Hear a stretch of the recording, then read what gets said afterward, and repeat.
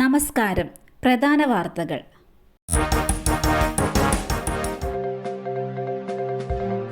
കേരളത്തിലും monkey pox ലക്ഷണങ്ങളോടെ യുവാവ് ചികിത്സയിൽ. സ്രവം പരിശോധനയ്ക്ക് അയച്ചു.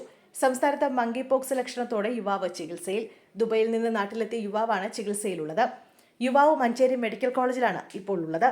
മലപ്പുറം ഒതായി സ്വദേശിയാണ് യുവാവ്. പനിയും തൊലിയിൽ ചിക്കൻ ബോക്സിന് സമാനമായ തടിപ്പുകളും കണ്ടതിനെ തുടർന്നാണ് ഇയാൾ മെഡിക്കൽ കോളേജിലെത്തിയത്. യുവാവിന്റെ സ്രവ സാമ്പിളുകൾ ശേഖരിച്ച് കോഴിക്കോട് മെഡിക്കൽ കോളേജ് വൈറോളജി ലാബിലേക്ക് അയച്ചിട്ടുണ്ട്.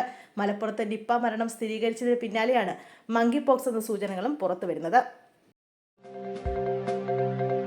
സമ്പർക്ക പട്ടികയിലുള്ള ഒരാളടക്കം 49 പനിബാധിതർ.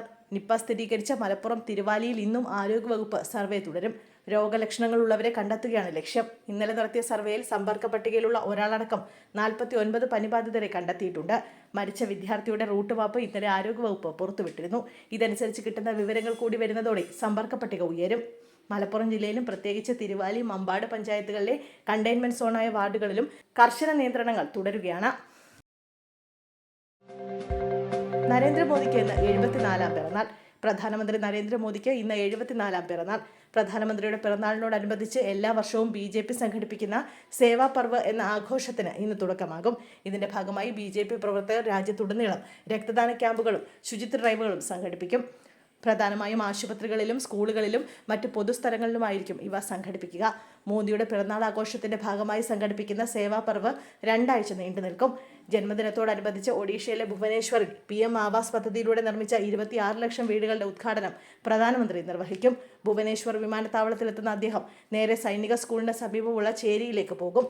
അവിടെയുള്ള ആവാസ് പദ്ധതി ഗുണഭോക്താക്കളുമായി പ്രധാനമന്ത്രി ആശയവിനിമയം നടത്തും. 23 വരെ അധിക സർവീസുമായി KSRTC. ഓണത്തിരക്ക് കണക്കിലെടുത്ത് കേരളത്തിൽ നിന്ന് ഇതര സംസ്ഥാനങ്ങളിലേക്ക് മടങ്ങുന്നവർക്ക് 23 വരെ പ്രത്യേക സർവീസുമായി KSRTC. വിവിധ കേന്ദ്രങ്ങളിൽ നിന്ന് ബംഗളൂരു, മൈസൂരു, ചെന്നൈ എന്നിവിടങ്ങളിലേക്ക് 60 ബസ്സുകൾ സർവീസ് നടത്തും. കൂടുതൽ യാത്രക്കാരുണ്ടെങ്കിൽ അധിക സർവീസുകളും ഉണ്ടാകും. KSRTCയുടെ വെബ്സൈറ്റ് വഴിയും മൊബൈൽ ആപ്പ് വഴിയും ടിക്കറ്റ് ബുക്ക് ചെയ്യാം. നിലവിലുള്ള Scania, Volvo, Swift C, non AC, deluxe ബസ്സുകൾ കൃത്യമായി സർവീസ് നടത്തും. ബത്തേരി, മൈസൂരു, ബംഗളൂരു, സേലം, പാലക്കാട് കേന്ദ്രങ്ങളിൽ നിന്ന് അധികമായി ബസ്സുകളും ജീവനക്കാരെയും നിയോഗിച്ചിട്ടുണ്ട്.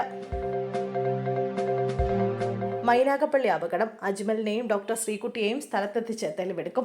കൊല്ലം മൈനാഗപ്പള്ളിയിൽ സ്കൂട്ടർ യാത്രക്കാരിയെ ഇടിച്ചു വീഴ്ത്തിയ ശേഷം കാർ കയറ്റി കൊലപ്പെടുത്തിയ കേസിലെ പ്രതികൾക്കായി ശാസ്താംകോട്ട പോലീസ് ഉടൻ കസ്റ്റഡി അപേക്ഷ നൽകും. കസ്റ്റഡിയിൽ വാങ്ങി അപകട സ്ഥലത്ത് അടക്കമെത്തിച്ച് തെളിവെടുപ്പ് നടത്തും. അജ്മലിനെയും ഡോക്ടർ ശ്രീകുട്ടിയെയും ശാസ്താംകോട്ട കോടതി 14 ദിവസത്തേക്ക് റിമാൻഡ് ചെയ്തിരുന്നു.